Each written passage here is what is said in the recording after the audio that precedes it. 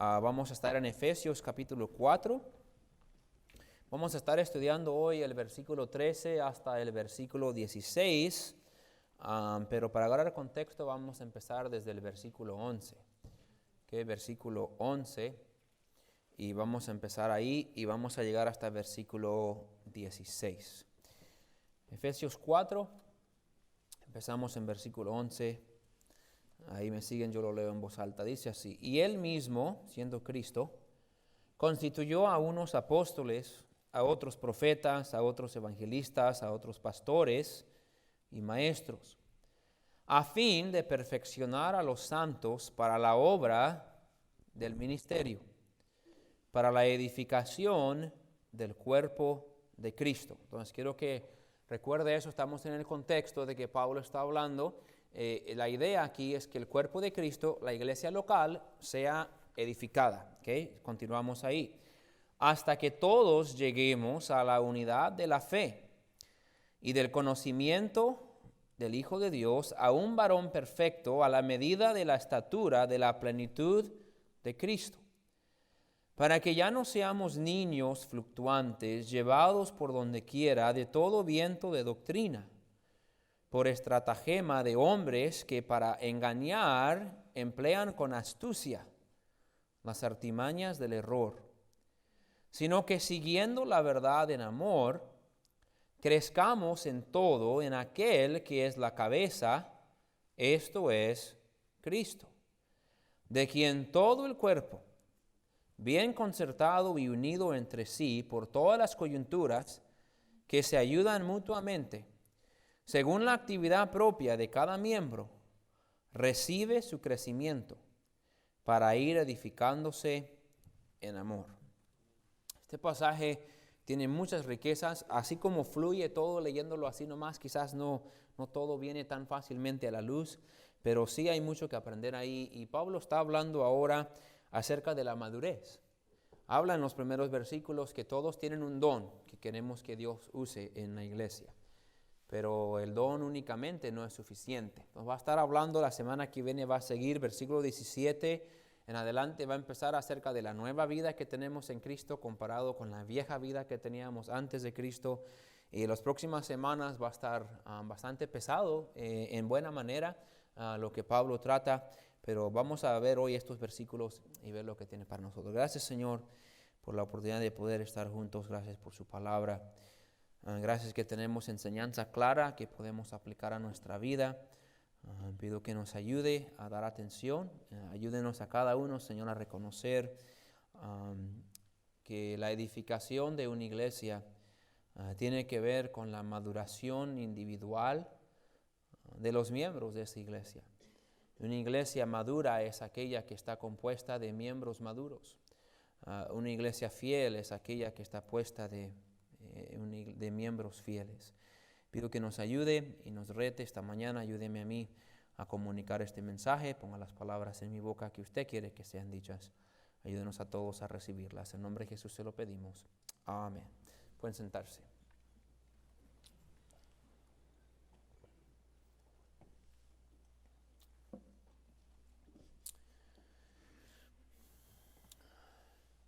Miramos la semana pasada cuando estudiamos versículo 9 al 12 que Dios nos da dones a cada uno para servir en nuestra iglesia local. Dios no pone a nadie en una iglesia solo para estar ahí, sino que nos da algo para servir, en la cual nosotros podemos cooperar y podemos ayudar.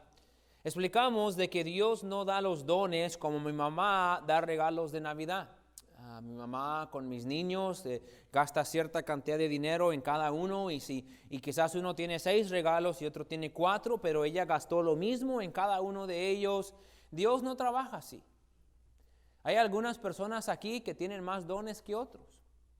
Hay algunas personas aquí que pueden ser usados en esta iglesia en ciertas maneras en que otros no.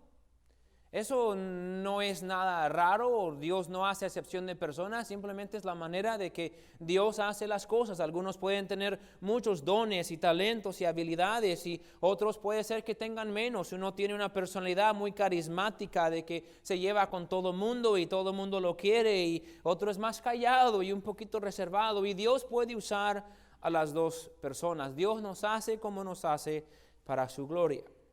Pero el punto es de que todos debemos de estar participando en la obra de la iglesia local. Todos debemos de estar en una iglesia, tener una iglesia donde esta es mi iglesia. Cuando decidimos que esta es mi iglesia, nos hacemos miembros de esa iglesia para someternos a la autoridad de esa iglesia. Y ahora nosotros tenemos la tarea dada por Dios para contribuir en la edificación de esa iglesia. Esa iglesia debe ser una iglesia más fuerte como resultado de mi presencia. Esa iglesia debería de tener mayor alcance como resultado de mi presencia. Debería de estar más unida por mi presencia. Debería de alcanzar más gente por mi presencia. Debería de tener más recursos por mi presencia. Debería de estar más organizada por mi presencia. Debería de estar mejor equipada como resultado de mi presencia. Mi presencia en mi iglesia está haciendo una diferencia para la edificación de mi iglesia. Eso es sentido común. ¿Cómo sería si el patrón dice, mira, si quieres cuitear, cuitea, porque tú no nos sirves para nada en este trabajo? Te acercas todo nervioso ahí con el patrón. ¿Me darías una semana en el verano para irme a Disney World? Y el patrón dice, sí, de hecho si quieres toma todo el verano. A ti no te ocupamos aquí. Dirías, ¿en serio? Bueno, sin pago, ¿verdad? Si te lo dan con pago, tú vas con gusto. Flojo. Digo, no se siente bien. Tú no quieres ser insignificante ni en tu casa, ni en tu trabajo, ni en tu familia. Tú quieres sentir de que tu presencia es requerida. Tu presencia, mamá, es necesaria para tus hijos. Tu presencia, hermano, es necesario para tu esposa. Tú quieres sentir que mi presencia en este hogar o mi presencia en este trabajo hace una diferencia. Yo soy alguien importante aquí. Pero muchas veces en la iglesia no nos molesta ser esa persona que no coopera, que no edifica, que no participa. Y Pablo con mucho cariño le habla a la iglesia de Éfeso. Él estuvo 2 años en Éfeso con estos hermanos. Usted no lo hace en mala manera, pero los hermanos recuerden, Dios nos dio a cada uno dones diferentes para que nosotros pudiéramos usarlo para perfeccionar a los santos. Es el propósito en versículo 12. Dice, a fin de perfeccionar a los santos para la obra del ministerio, para la edificación del cuerpo de Cristo, que es la iglesia local. Entonces debemos de tener las ganas y la disponibilidad de hacer algo en nuestra iglesia. Ahora Pablo va a llegar a la sección y llega aquí en versículo 13. Básicamente va a ir tratando con esto. Ganas y dones únicamente no son suficientes.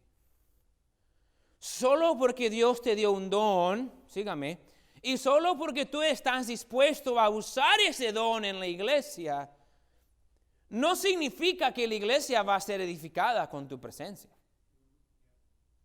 Yo tengo un don, pastor, úsame. Yo estoy dispuesto, pastor, úsame. Ok, qué bendición. Y predicamos eso la semana pasada. En ninguna manera queremos contradecirlo. Tiene que reconocer que tiene un don y un talento. Y tiene que estar a disponibilidad y las ganas de que Dios te use en la iglesia. Pero Pablo ahora va a llegar al punto de decir esto. Si no hay madurez, no va a ayudar. Tiene que reconocer que está el don, reconocer que tiene la disponibilidad, pero no vamos a perfeccionar a los santos ni edificar al cuerpo de Cristo si no estamos individualmente maduros. Esa es una responsabilidad propia. Nadie puede madurar para usted. Usted no puede madurar por mí. Es un asunto individual. ¿Están conmigo? Entonces, sí, no solamente tiene un don, no solamente tiene la disponibilidad, tiene que tener la madurez. Entonces, Pablo va a tratar realmente el resto del capítulo acerca de la necesidad de la madurez individual para poder tener madurez colectiva como iglesia. Porque cristianos con dones y habilidades y aún con la disponibilidad de usarla, sin la madurez espiritual que necesitan, causan más problemas que edificación. ¿No ha tenido en su trabajo alguien que quizás tiene ganas de trabajar y tiene habilidad de trabajar, pero por alguna manera en su carácter o por alguna manera causa más problemas que bien? Entonces Pablo va a tratar con eso. Primero va a explicar, y vamos a ver esto principalmente esta mañana, tiene que haber madurez en cuanto a su doctrina, en cuanto a su creencia. Y esa madurez va a venir por medio de caminar y conocer más a Cristo. Miren en el versículo 13, porque queremos empezar a ver lo que vemos. Entonces, está hablando del versículo 12 que hay que perfeccionar a los santos para la obra del ministerio, la edificación del cuerpo. Miren el versículo 13, hasta que todos lleguemos a la unidad de la fe y del conocimiento del Hijo de Dios. Ahora, el conocimiento del Hijo de Dios no está hablando de que yo conozco a Cristo como mi Salvador. Él ya está hablando a hermanos salvos. Él ya hizo eso claro en capítulo 1 y en capítulo 3. Él no está hablando, tienen que llegar al momento de que acepten a Cristo. Ellos ya han aceptado a Cristo, ya son pueblo de Dios. Entonces, Él dice, mira, vamos a participar en la obra y vamos a edificar a los santos hasta que todos lleguemos a la unidad de la fe. Quiero explicar eso un momento. ¿Qué significa la fe? Que en Judas capítulo 1, solo tiene un capítulo, pero dice Judas está hablando, dice, estas cosas he escrito para que contendáis por la fe. Y está hablando de que nosotros debemos de contender por la fe. ¿Qué es la fe? Esa frase, la fe, sí hablamos de que tenemos que tener fe como un verbo y de confiar en el Señor, pero la fe aquí y en otros pasajes se usa como sustantivo. Está hablando de un cuerpo de verdad. Está hablando de un cuerpo de creencias.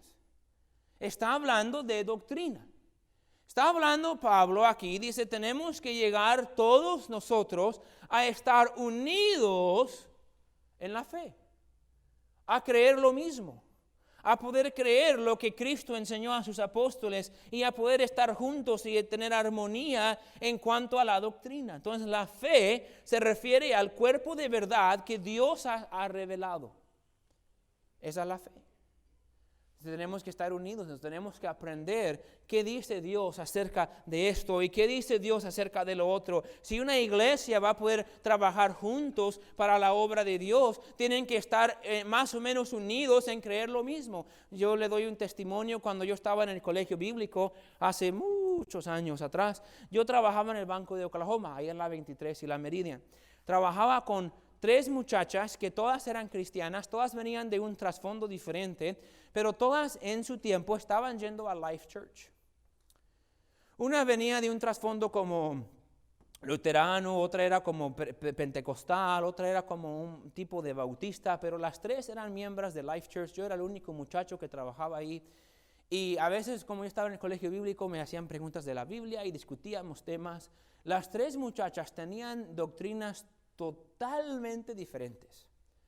Unas creían algo acerca de esto y otras creían acerca de esto. Una que la salvación se perdía, otros de que la salvación no se perdía, otra de que Dios solo salva a ciertos siguiendo el calvinismo, otro de que Dios salva a todos, unos de que la mujer puede pastorear y predicar y la otra que no. Y lo peor de todo es que las 3 estaban seguras que su pastor estaba de acuerdo con ellas. Algunos todavía no han pensado bien eso. Pero si tú tienes ideas tan extremas y diferentes que los otros hermanos de la iglesia y ni siquiera sabes qué cree tu pastor, puede ser que hay una falta de enseñanza de doctrina ahí. Ahora, quiero tener cuidado aquí. No queremos clones bautistas. Una iglesia no es para, no sé si es palabra, pero yo como pastor tomo la libertad de inventar palabras de vez en cuando. Nosotros no estamos interesados en clonificar cristianos. No queremos que todos se corten el pelo igual y que todos se pongan las camisas del mismo color y que todos tienen que creer exactamente lo mismo y tienen que todos, a algunos les va a gustar más el coro, a otros les va a gustar más la rondalla, a otros les va a gustar más el piano, a otros les va a gustar más la orquesta, a otros les va a gustar más ciertas cosas. Hay ciertas áreas donde la Biblia nos da la libertad de tener diferentes pensamientos y gustos. ¿Están conmigo? Pero en cuanto a las doctrinas de la palabra de Dios, debería de haber unidad. Porque la unidad y la armonía entre creyentes solo son posibles si se edifica sobre el fundamento de la doctrina sana. Entonces, la doctrina sana es el fundamento para que la iglesia empiece a estar unida. Entonces, Dios quiere que una iglesia esté unida en sus creencias.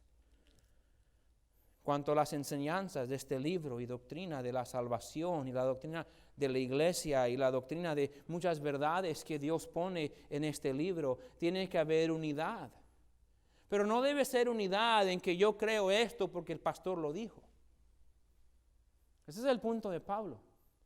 Pablo en este pasaje está tratando de que él quiere que estos hermanos conozcan tanto a Cristo y que Cristo sea tan real en su vida que ellos lleguen a estar unidos en la fe, que todos hayan llegado a la misma conclusión porque todos han leído el mismo libro y han conocido y caminado con el mismo Cristo, de que todos creen lo mismo, no porque alguien les dijo tú crees esto y tú crees esto y tú crees esto y tú crees esto, sino que cada uno ha caminado con el Señor y ha llegado a un punto de madurez donde ellos lo creen como experiencia propia. Ellos lo han aprendido y lo han llegado a ser una doctrina propia. Por eso dice, a fin del conocimiento del Hijo de Dios, yo quiero que conozcan al Hijo de Dios. Y mientras más conocen a Cristo, Él los va a hacer un varón perfecto. Un varón perfecto está hablando a la iglesia. Esta iglesia va a ser un varón perfecto, unido, todo junto. Porque todos han caminado y conocido de Cristo. Miren versículo 14. Dice, para que ya no seamos niños fluctuantes, llevados por donde quiera de todo viento de doctrina, por estratagema de hombres que para engañar emplean con astucia las artimañas del error. Dice Pablo, la necesidad es llegar al punto donde cada uno puede medir la doctrina y no va a ser engañado por alguien que enseña algo que no es. Habla de cómo los maestros falsos engañan con astucia, usan las artimañas del error. Pablo dice, yo no quiero que tengan que llegar al punto de decir, Pablo, ¿usted qué cree acerca de esto? Pausa un momentito. No hay nada mal en tu proceso de aprender y conocer que le pidas a un hermano, a tu papá, a tu pastor, a algún maestro. Oye, mire, estaba mirando esto y me confundí un poquito, ayúdame acá. Eso es bueno.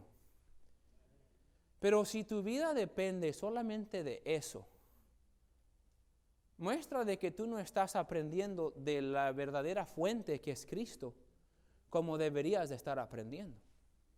Entonces Pablo dice, yo quiero que ustedes lleguen al conocimiento de Cristo de tal manera de que ustedes ahora no están siendo llevados por el viento de doctrina. Cada década salen nuevas enseñanzas y nuevas cosas están de moda en las iglesias cristianas. Y hay cristianos que, sale un nuevo pastor y junta mucha gente y tiene un buen canal de YouTube y escribe un libro y él dice esto, vámonos para acá. Y luego sale otro y dice otra cosa y él tiene muchos seguidores y habla muy bonito y se peina bonito y se viste bonito y tiene una gran iglesia y él dice esto, no, pues vamos entonces para acá. Pablo dice, no, nosotros no somos llevados por los vientos del tiempo, tenemos que ser llevados por la palabra de Dios.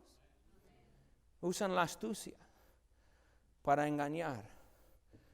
Le digo, los falsos maestros son astutos.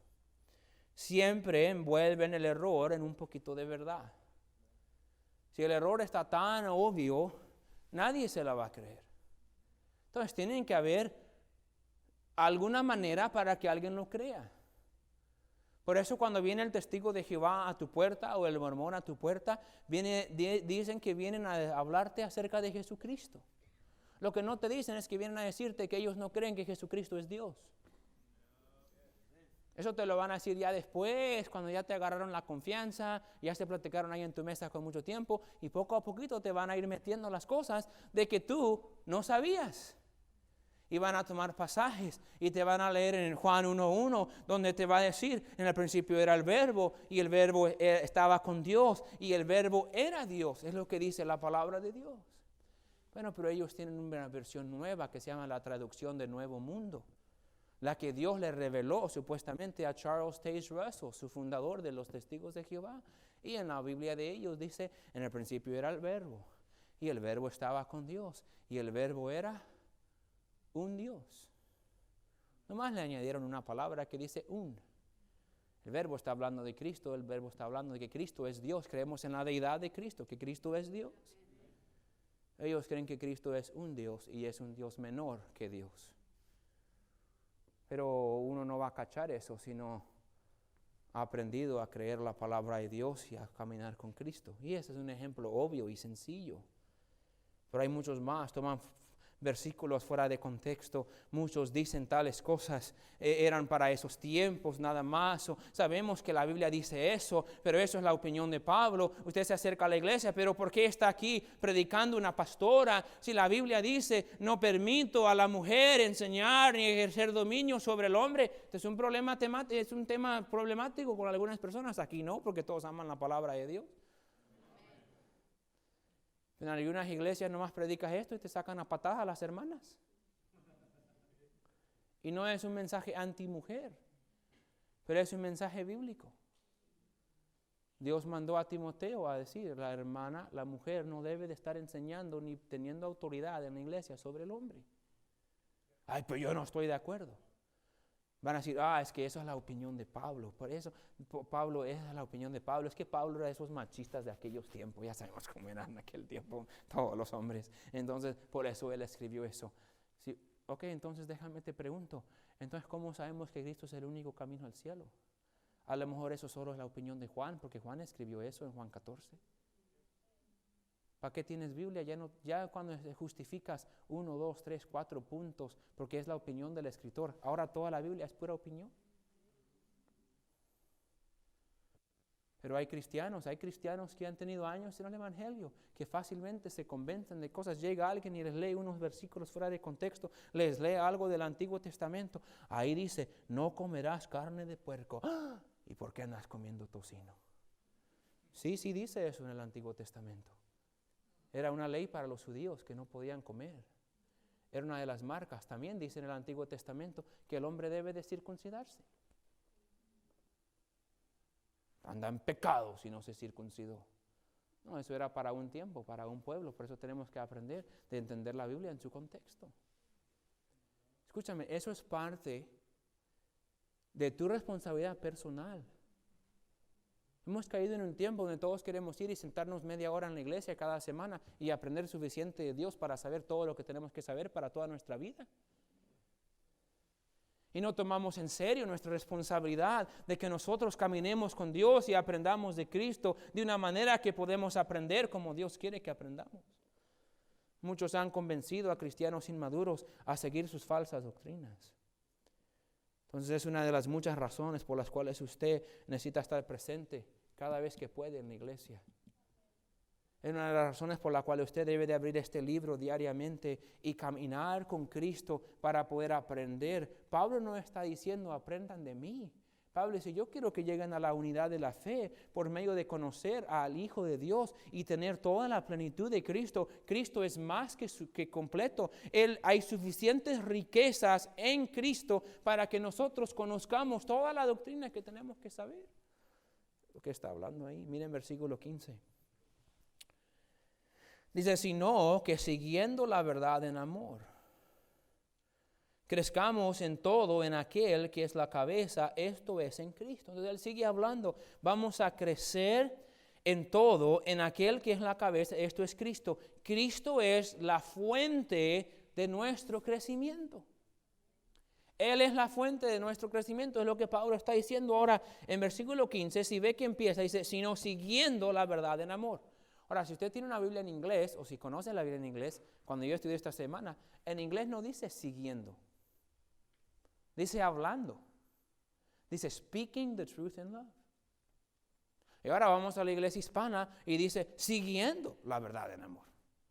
Ok, ¿qué debemos hacer? Hablar la verdad en amor, que cuando yo hable con otros debo de hacerlo en amor. Eso es lo que dice la Biblia en inglés. Que los gringos no saben nada. O siguiendo la palabra en amor es lo que dice la Biblia en español. Entonces me tuve que ir al griego a mirar. Hay un énfasis de que es las dos cosas. Si estás siguiendo realmente, esa es más que la raíz. Pero si estás siguiendo realmente la verdad en amor, entonces cuando la palabra sale de ti, también va a salir en amor. Entonces el punto es de que yo sigo a Cristo o sigo la doctrina correcta en amor. Porque yo amo a Dios. Escúchame, yo sé que esto de doctrina no es lo más interesante para nosotros, pero si yo estoy siguiendo a Dios, lo estoy haciendo por obligación o porque mis padres me enseñaron esto, o lo estoy haciendo porque yo amo a Dios y quiero seguir su verdad.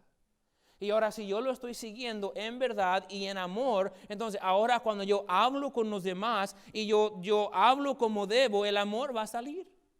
Entonces tenemos amor para Dios y su palabra y por eso queremos seguir la doctrina sana, pero también tenemos amor para el prójimo. Entonces cuando hablo con él de la doctrina y de la verdad, lo hago con un espíritu de humildad.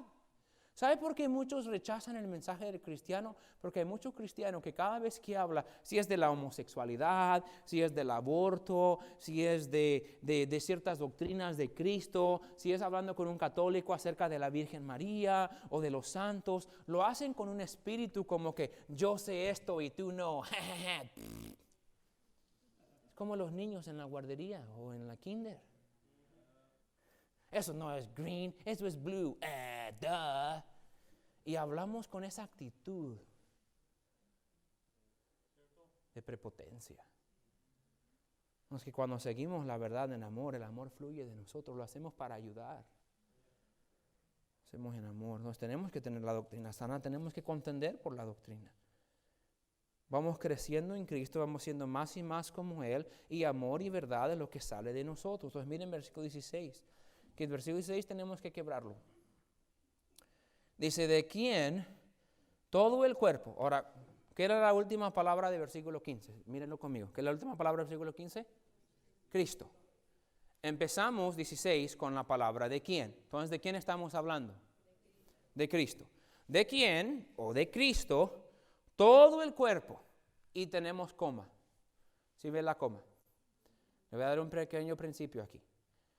La coma es ahí para meter una frase que a veces está dando una explicación de la frase antes de que la frase termine. Entonces, a veces, cuando, como por ejemplo, si yo digo, no sé ningún ejemplo así nomás de la nada, no quiero arruinarlo, así que mejor le seguimos aquí. Pero la coma está quebrando una oración.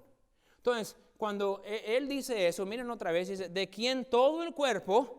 Luego sigue hablando bien concertado y unido entre sí por todas las coyunturas que se ayudan mutuamente según la actividad propia de cada miembro, coma, ahora sigue el resto de la frase.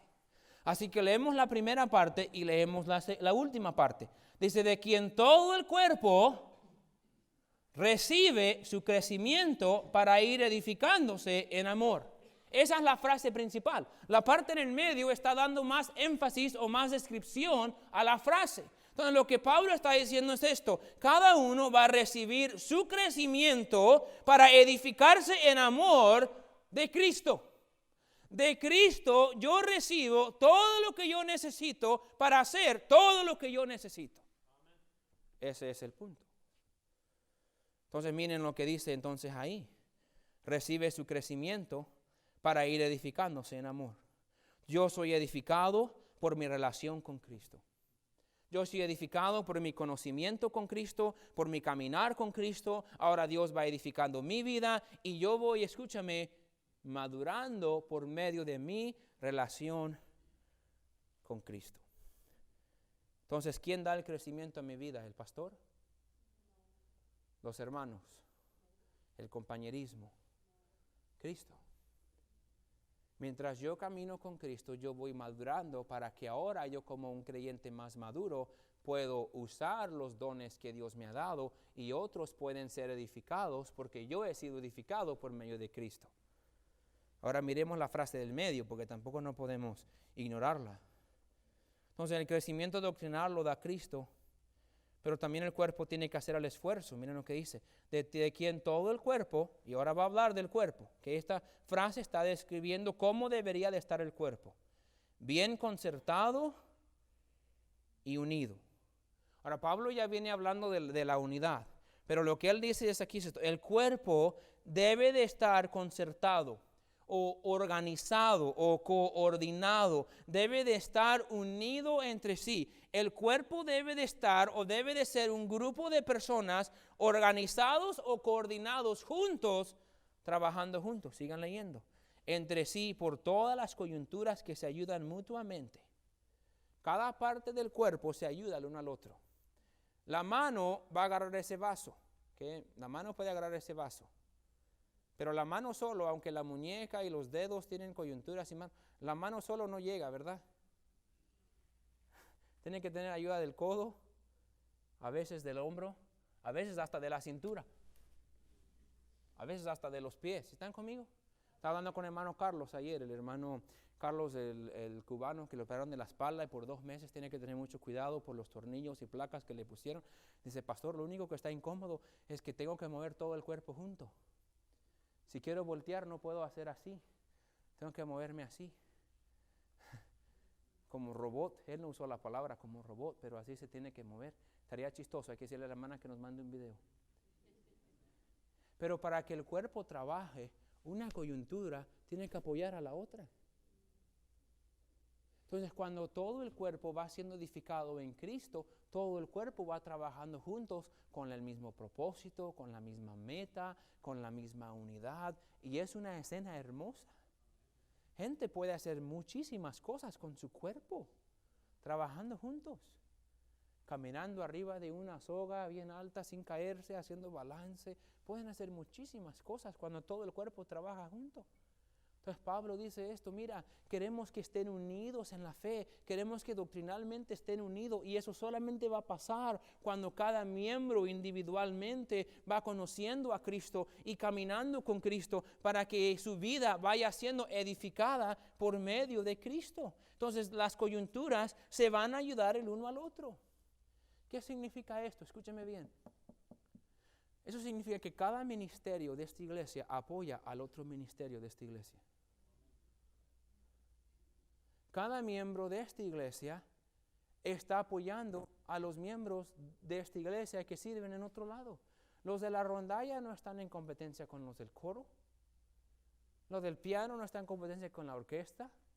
Los de la clase de niños no están en competencia con los de la otra clase. Los que están en un ministerio de la VEN no están en competencia contra la otra VEN. Los dos están en el mismo propósito. Cuando tenemos clases de adultos más adelante, ¿sabe para qué es? Es para ayudar a fortalecernos en doctrina. Queremos hacer eso, hemos hablado un poquito de eso y yo le quiero decir ahorita ya que estamos en el tema a todos los que están aquí, si usted es uno de los que solamente llega al servicio de las 11, cuando tengamos maestros de clases de adultos, vamos a estar animándolo con todo de que usted llegue a las 10 y vaya a su clase de escuela dominical. Y vaya con las parejas jóvenes, o vaya con los solteros, o vaya con los ancianitos, o vaya con los nuevos discípulos, los nuevos cristianos o los nuevos miembros. Porque eso es parte de irnos edificando. Pero ¿sabe que a veces pasa en la iglesia? No, yo hago esto, este es mi ministerio y sí. Pero el problema es que tú quieres llevar tu ministerio de una manera que tú estás afectando negativamente otro ministerio de la misma iglesia. Eso no está ayudando. Eso está causando problemas. ¿Qué está pasando? Alguien no está siendo dirigido por su relación con Cristo. Alguien está siendo dirigido por su egoísmo, por su orgullo, por su deseo de ser más grande. Y Pablo dice, mira, tiene que trabajar la iglesia todo concentrado y unido, cada coyuntura, ayudarse mutuamente. ¿Cómo pasa eso? Miren versículo 16, terminándolo ahí. Según la actividad propia de cada miembro. Cada miembro. Según la actividad propia de cada miembro. Cada miembro hace su propia actividad correctamente. Actividad propia tiene que ver con actividad individual, pero tiene que ver también, escúcheme, con actividad correcta. Cada miembro hace su parte individual de hacer lo correcto, que es de conocer más acerca de Dios, su palabra, su doctrina, su camino, y ahora lo que él hace es que él participa en la obra para la edificación de la iglesia como grupo. Cada uno va madurando individualmente, en doctrina, en comportamiento, en amor. Luego ese miembro, escúchame bien, Ahora que él ha madurado, él va ejercitando sus dones, va participando en la obra de la iglesia, va sirviendo en este ministerio, va cooperando en este ministerio. Ahora lo que va sucediendo es que Cristo va siendo exaltado y glorificado y la iglesia va siendo edificado porque los miembros están caminando con Cristo. Cristo está edificando sus vidas, como nos dice el versículo 16. Ellos ahora están participando y otros están siendo edificados por la edificación que Cristo ha hecho en ti. Entonces Cristo me va edificando a mí. Yo tomo esa edificación para invertir en alguien más, que Cristo también tiene que ser la fuente de edificarlos, pero Cristo puede edificarlos por medio de mi ayuda y mi participación. Entonces, ¿qué, pastor? ¿A qué llegamos? Bueno, Dios te dio algo para que sirvas en esta iglesia. Ok, pastor, yo estoy listo, póngame. Pare un momento. ¿Estás caminando con Cristo? ¿Estás dando evidencia de que Cristo está edificando cada semana tu vida? ¿Estás dando evidencia de madurez espiritual, madurez en creencia, madurez en doctrina, madurez en actividad? Porque llegamos al versículo 17, no vamos a verlo ahora, pero lea nomás la primera parte. Esto pues digo y requiero en el Señor que ya no andéis como los otros gentiles que andan en la vanidad de su mente. Y ahora Pablo va a decir, ok, si ya están caminando con Cristo y si Cristo va madurando su vida, ya no van a andar como andaban antes. Esa madurez que Cristo les ha dado va a mostrar una vida diferente. Entonces, deberías estar sirviendo y edificando tu iglesia local. Solamente puedes hacerlo cuando Cristo está edificando tu vida y estás llegando a un lugar maduro donde Dios te puede usar. Entonces, ¿qué hacemos? Algunos quizás necesitan tratar con su madurez. Necesitan aprender más.